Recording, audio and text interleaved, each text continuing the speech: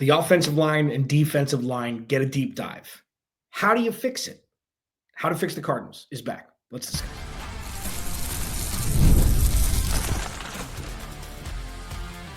You are Locked On Cardinals, your daily Arizona Cardinals podcast. Part of the Locked On Podcast Network, your team every day.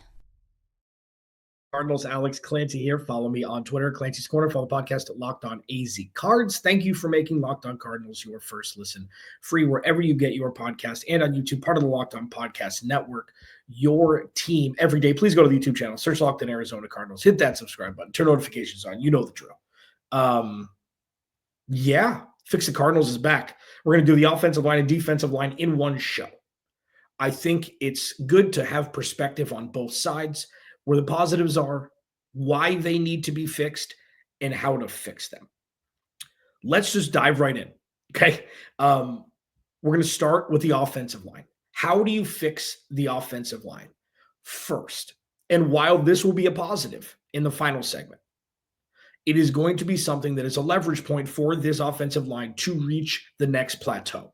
And it starts and ends with Paris Johnson Jr. This is the year he emerges as an elite left tackle. This is the year he finally is in a place that he's safe, that he's comfortable in, like he was last year, but it was like his rookie year last year because he never played left tackle at the NFL level. So while he played well and while he was solid, there are still some things that you see from him that lend you to think he still has some work to do. Okay. He does get beat on the outside more times than you'd want an elite pass rusher to get beat, or an elite offensive lineman to get beat. There are things that he does a lot of the time also in, when they're setting up screens, when there's outside zone reads, things like that, he struggled a little bit. And it's not something that's like, oh, you need to replace him. Not even close. The dude is going to be an elite left tackle. This is something that the Cardinals struggled with for years, identifying and going and getting top-tier offensive line talent in the draft, especially in the first round. They pretty much just punted on it. So Paris Johnson Jr., how to fix the offensive line, it starts with him. He's not a problem. And if they want to reach the next level, he needs to reach that next level and become that elite Pro Bowl left tackle that everybody thinks and expects him at this point to be. Next, the interior of the offensive line. This is something that can be built through the draft. And I'm not going to get into it. That I've talked about it enough where I think the Cardinals should go offensive line at 16. The interior of the offensive line played a lot better than people expected last year, namely Evan Brown at left guard. Will Hernandez played great until he was sidelined with a season-ending injury. To quote the former Arizona Cardinal Justin Pugh, who I had on a couple months ago, he and Will Hernandez are still tight. And he said, I'm paraphrasing, he said something to the effect of Will Hernandez has dense bones, so he'll recover faster than others. That was his words. So we'll see. But the left guard position is the one that I think they need an upgrade. And I think you can get a left guard who can moonlight as a backup center in the draft. The interior offensive line class, everybody that I trust, people that I see on Twitter, respected people, this is a very weak interior offensive line free agent class. So the Cardinals are going to have to upgrade. And what better place than to do it at the draft if they're not reaching for a guard at 16? That's how you fix it.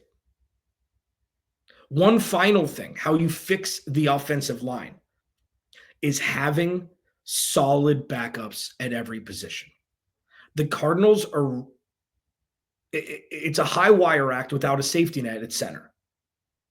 It's a high wire. It's not a Sean Harlow, Max Garcia situation when it was with Rodney Hudson, but it's not far off from that.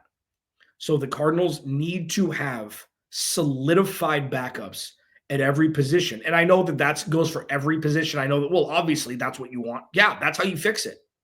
You have a next man up for guys who can play 70 to 80% of the talent level of the starters. That goes for right tackle also. We'll see what happens with Jonah Williams this year. We'll see what happens if they bring back Kelvin Beachum. This offensive line is so close to being great. And every offensive line in the history of existence is 1 or 2 injuries away from being bottom dwellers if you don't have the necessary backups in place. Moving to the defensive line. This one is more obvious. So that's why I wanted to start with the offensive line. This one's more obvious. You need more talent. You need more talent.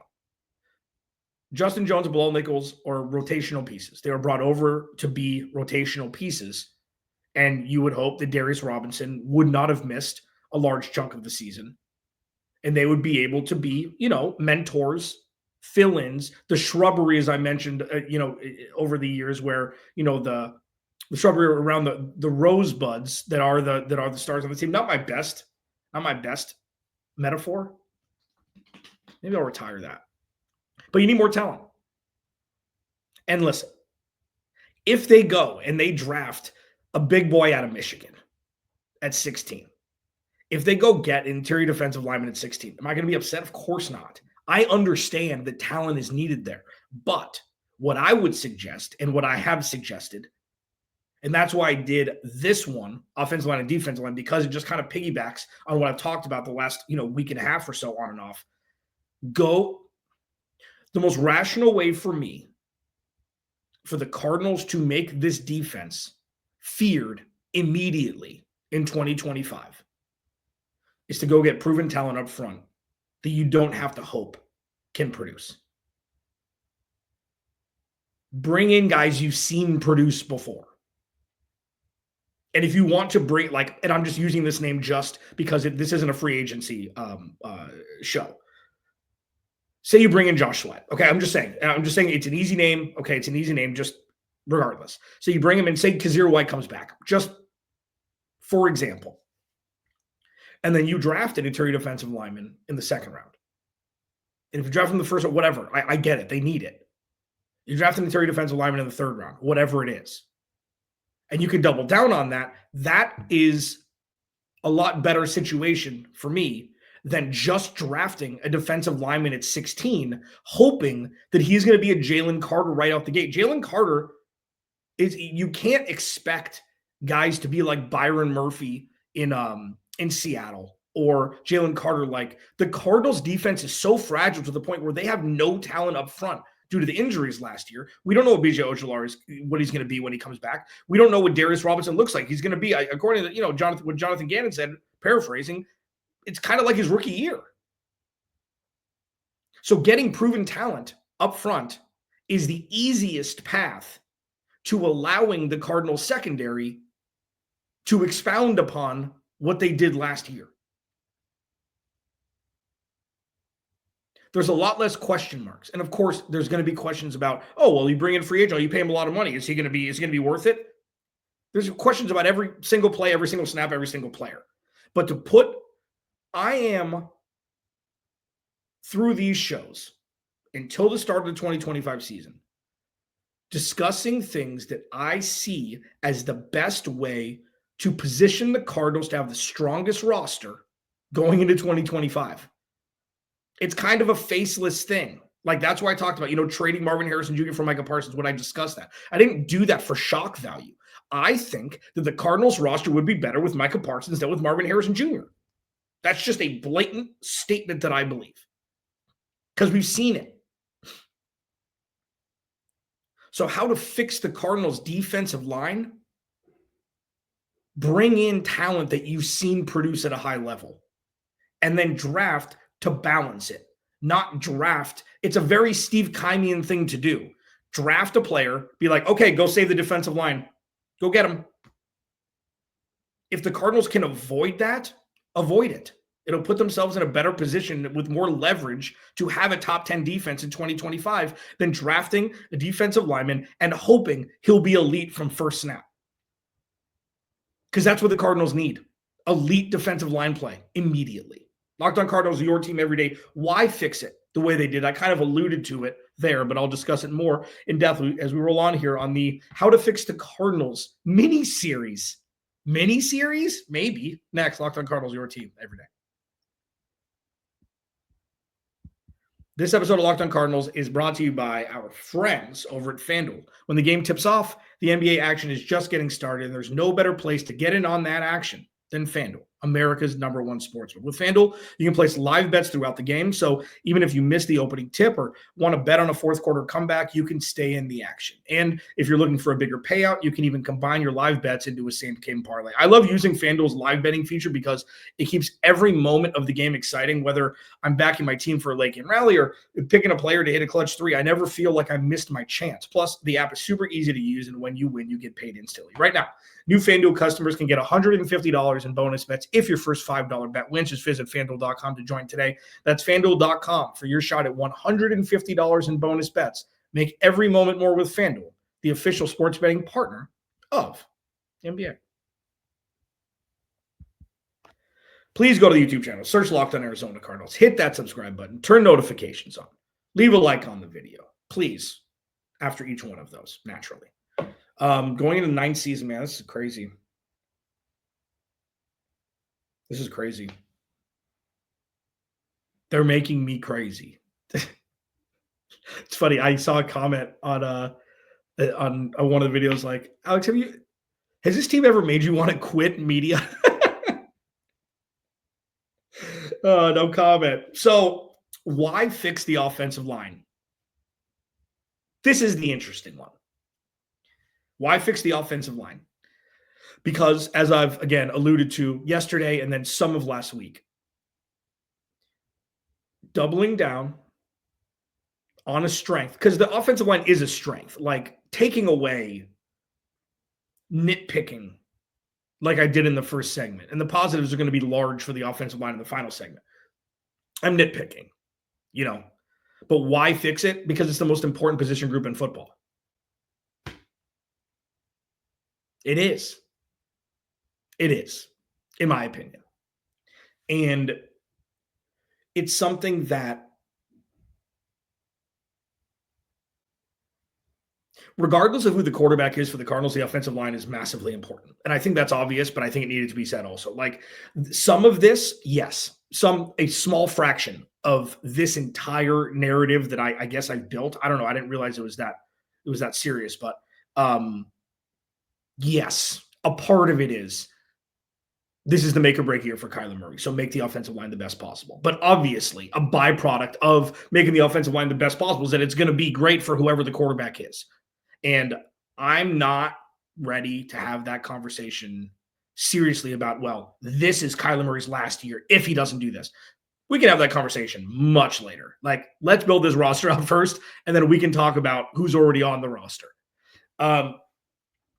Why fix it? Because it's the most important position group in football. And I know that getting after the quarterback is second, but the most important position group is protecting the quarterback. That's what it is. Quarterback is the most important position in sports. So that's why. It's very simple. Now, why fix it on the defensive side? This is more fascinating because regardless of how good/great the offense can be next year, and you expect them to take strides, you expect Marvin Harrison Jr. to be a Pro Bowler, you expect Trey McBride to rinse and repeat, you expect the run game to be as elite as it was this past year and the year before. Elite's pushing, but well above average, given 87% grade. The defense and the defensive line is now the catalyst to potentially wake up a sleeping giant that is the secondary. And listen, the secondary wasn't perfect last year, okay? It wasn't. And it was also the motor for this defense. You could say, Mac Wilson and Kazir White were good in the middle, sure. Garrett Williams is a lockdown corner, even though he's not a bona fide outside CB1. Max Melton played very well last year, especially for a rookie corner. Budda Baker had the best year of his career.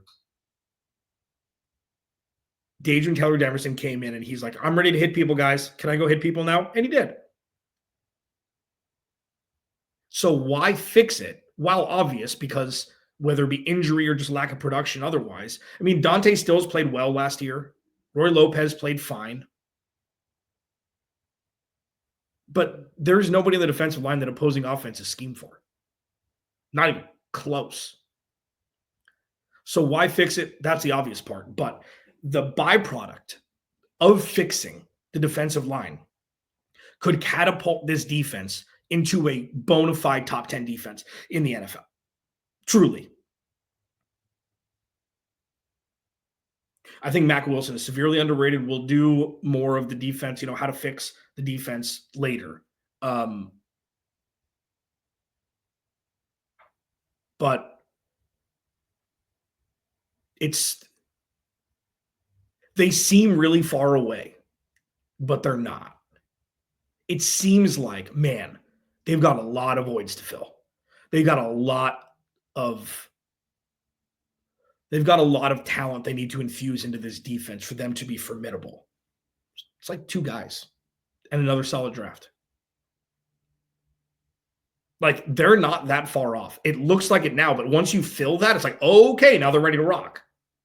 Okay, now it's time. And another beautiful thing about the DBs is it's not something that looked to be a flash in the pan. We've seen this ever since Garrett Williams started playing football. He tore his ACL. I think it was in December his last year at Syracuse. He was rehabbing that, came back his first year, second year, he's gotten better every game. Max Melton, yes. I think he got burned by Tyreek Hill once. There's some where it's just like, oh man, those were rookie moments, but they weren't like, oh no, he's not ready moments. It's like, yeah, that's just a really good receiver. It doesn't look non-sustainable. Budda Baker's not slowing down. Budda Baker is going to be an Ed Reed second half of his career. Bob Sanders, hopefully without the injuries. And then Dadrian Taylor-Demerson truly looks to be a star-strong safety in the making. And I know smaller sample size for him because Jalen Thompson took the majority of the reps early. Why fix the defensive line? It'll unlock the true potential of the entirety of this defense. And with Jonathan Gannon and Nick Rallis calling the shots, woo! That could be a very, very, very fun and long-lasting thing to watch if you're an Arizona Cardinals fan. Locked on Cardinals, your team every day. The positives. There are some. More on the offensive side than not. We'll discuss it next. Locked on Cardinals, your team every day.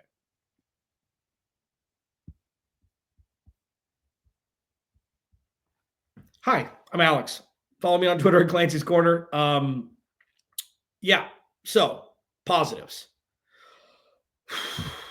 Paris Johnson Jr. was very good last year. Yalta Froholt was very good last year. Will Hernandez was very good last year. You saw a drop-off in production. Kelvin Beachum was very good last year until he got, supplanted by, the guy they gave a lot of money to in Jonah Williams. And I know that this is factual. Aliens are real. No, I know this is factual. The Cardinals started losing when Jonah Williams came back. Okay, that is just a fact. That is a fact. I don't know why. The offensive line started to crumble, but it's not like the right tackle has an impact on the left guard directly for every snap. So I don't really know why. I don't really know why. I think it's just one of those weird things. I do think losing Will Hernandez last year was a much bigger blow than people thought because the dude has gotten better every year he's played for the Cardinals. We'll see what happens with Justin Fry coming in, offensive line coach for Ohio State, now with the Arizona Cardinals. But the positives, they played really, really good football for 10 weeks. And it kind of sputtered off. But Paris Johnson Jr. is emerging. Yalta Froholt was the steal of the last, handful of years for the Cardinals in the offensive line. Yeah, I mean, he's been a steal like Kelvin Beachum was. Not with the impact. Yalta Froholt at center, you're the spine of the offensive line. We saw what it was like when Rodney Hudson wasn't there and they didn't have a lot of talent at the center position, how much that would crater an offensive line and an offense in turn. But Yalta Froholt and Will Hernandez, when he played in Paris Johnson, they played well. Evan Brown played pretty well for the majority of the season. So the positives, like when you're nitpicking at a position group on how to fix it, you know that the positives, the majority of them, are there. And, it was more of a positive experience than a negative one for the majority of the season. So that's a positive. Now, to take it to the next level, they need just hammer home with another guy. Hammer home with another guy. Make it truly bona fide elite offensive line. The positives on the defensive side, the defensive line. Dante Stills continues to be an absolute steal from the 6th round from a couple years ago. That is a positive. Another positive, and it's one that is a little bit more abstract at this point. We're going back to the 2023 season where all I talked about were things in abstract thought because nothing on the field was great. It's like, the theory behind that was great. The execution wasn't fantastic. Oh, those guys really showed up to play even though they lost by 20. Like, that's kind of what this is. Darius Robinson is really strong. And Darius Robinson has a very, very quick first step. And Darius Robinson, this is the flashbulb memory for me. I've talked about this, but it's important to bring back. When you're talking about the small sample size that, we saw from him with, the lack of real veteran talent alongside him to make his job a little bit easier. In one of his first snaps as an NFL player, and I've talked about this, but this is special, okay? These are things people see at the combine. They're like, if that translates, this dude's going to be a world beater. Left tackle, right arm. Left guard, left arm. Pushing both of them back by himself. That's weight room. That's Tyler Hansbrough weight room stuff. So something like that, it's like, okay, the dude obviously knows leverage. The dude obviously knows how to position himself to bull rush the left side of the offensive line. And that was with him as a DN. We haven't really seen what he looks like on the interior if he's blowing up the A gap. We haven't really seen it yet. But the little things that we've seen, we're like, oh, okay. All right. So more of that, that's going to be really good. More of that, that's going to be really good. And on top of it, and while, again, it seems like a green ribbon award, we didn't see any, oh no, he shouldn't be out there moments. Which is, every team goes through that. I mean, not every team drafts as poorly as what we've experienced, but like every team goes through maybe reached on him. It's like, there are things where it's like, you make a rookie play, but trends of things like, oh man, this guy can literally not get any sort of push on NFL offensive linemen. We didn't see that, which is great. And then finally, and I know this is kind of an edge, but he's kind of both. Xavier Thomas, positive. Dude, this guy, he is a perfect story. This is a perfect Monty Austin Fort find. And this is why I'm fascinated to see what happens with Josh Simmons, because guys who come off college injuries, when it's not a trend like Rondale Moore was, where it's like he's been injured ever since he shattered freshman records at Purdue. He just shattered record his rookie year, his freshman year, and then that was it. Then he was injured the rest of his college career. If they're one-offs, and Xavier Thomas was not a one-off. Xavier Thomas had multiple injuries at Clemson. But if the dude could stay healthy, like if the dude was healthy his entire college career, he would have been a top 2 round pick. The dude shows it. He's an absolute horse, man. Like he is his first step for how big he is and how many injuries he's gone through over his career is insane. It defies any sort of science. So if he can expound upon that, and Baron Browning's more of an edge, so I'm not really grouping him in here. Like, if Xavier Thomas can become a world beater situational pass rusher that Dennis Gardeck never achieved by adding more edge rush talent and interior defensive line talent, that's one of the biggest steals I've ever seen. So that's a positive. You're rooting for the guy. Injuries have ruined his entire, but when he was on the field, if you want to just be in awe of a dude who was taken on day 3. Just YouTube Xavier Thomas clips at Clemson. I mean, the dude is he's an absolute mauler. He's an absolute mauler. Yeah, so those are positives. Now they just need some proven talent to kind of bring it all together. If the Cardinals can bring in or draft whatever, like, listen, if they drafted a defensive lineman at 16, it's not like, oh, what are they doing trading for a wide receiver, for a first-round pick for a wide receiver because he went to college with Kyler Murray. It's not that. However they get there, let me frame it that way. However they get there to bringing in more talent that will be impactful day 1 of 2025, that will unlock the true terror that this defense could be. And that is going to be so bleeping fun if it happens. There is nothing like offense is fun. Offense is great. Popcorn, it's fun. Deep balls, wide receivers, long runs, screen passes, it's fun. Kyler Murray running, pointing to the end zone at the opponent's 45-yard line because he knows he's going to house it, like, fun. Having a defense give up 13 or 14 points a game for the entirety of a season, that's what dreams are made of.